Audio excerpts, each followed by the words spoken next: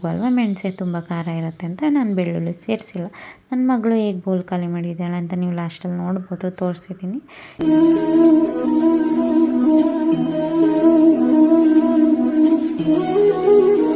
ಎಲ್ಲರೂ ಹೇಗಿದ್ದೀರಾ? ನಾನು ಚೆನ್ನಾಗಿದ್ದೀನಿ, ನೀವು ಚೆನ್ನಾಗಿದ್ದೀರಾ ಅಂತ ಭಾವಿಸ್ತೀನಿ. ಇದು ನನ್ನ ಮೊದಲನೇ ವೀಡಿಯೋ ಆಗಿರೋದ್ರಿಂದ ನನ್ನ ಮಗಳಿಂದನೇ ಶುರುವಾಗಲಿ ಅಂತ ನನ್ನ ಮಗಳು ವೀಡಿಯೋಯಿಂದನೇ ಸ್ಟಾರ್ಟ್ ಮಾಡ್ತಾಯಿದ್ದೀನಿ. ಆದರೂ ನನ್ನ ಮಗಳು ವೀಡಿಯೋನೇ ಇನ್ಮೇಲಿಂದ ಜಾಸ್ತಿ ಬರೋದು ನಮಗಿಂತ. ಎಲ್ಲರೂ ಸಪೋರ್ಟ್ ಮಾಡಿ ಅಂತ ಕೇಳ್ಕೊತ ನನ್ನ ಚಾನಲ್ನ ಸಬ್ಸ್ಕ್ರೈಬ್ ಮಾಡಿ, ಕಮೆಂಟ್ ಮಾಡಿ, ಶೇರ್ ಮಾಡಿ ಅಂತ ಕೇಳ್ಕೊತಾ ಇದ್ದೀನಿ. ಈ ವಿಡಿಯೋನ ಸ್ಟಾರ್ಟ್ ಮಾಡೋಣ. ಒಂದು ಕುಕ್ಕರ್ಗೆ 1 ಸ್ಪೂನ್ ಮೈಸೂರು ಬೇಳೆ, 2 ಸ್ಪೂನ್ ಅಕ್ಕಿ ಹಾಕಿ ತೊಳ್ಕೊತಾ ಇದ್ದೀನಿ. ಅದಾದಮೇಲೆ ಇಲ್ಲಿ ತೋರಿಸಿರೋಂಥ 3 ತರಕಾರಿಗಳನ್ನೂ ಕಟ್ ಮಾಡಿ, ಈರುಳ್ಳಿನೂ ಕಟ್ ಮಾಡಿ ತೊಳೆದು ಸೇರಿಸ್ಕೊತಾ ಇದ್ದೀನಿ. ಅದಾದಮೇಲೆ ಇಲ್ಲಿ ತೋರಿಸ್ತಿರೋ ಮೆಣಸು ಜೀರಿಗೆ ಪೌಡರು ಮನೇಲಿ ಮಾಡಿರೋದು 1/4 ಟೀ ಸ್ಪೂನಷ್ಟು ಸೇರಿಸ್ಕೊತಾ ಇದ್ದೀನಿ. ಮತ್ತು ಇಲ್ಲಿ ನೀರು ಸೇರಿಸ್ಕೋಬೇಕು, ಎಷ್ಟು ಬೇಕು ಅಷ್ಟು ನೀರು ಸೇರಿಸ್ಕೋಬೇಕು.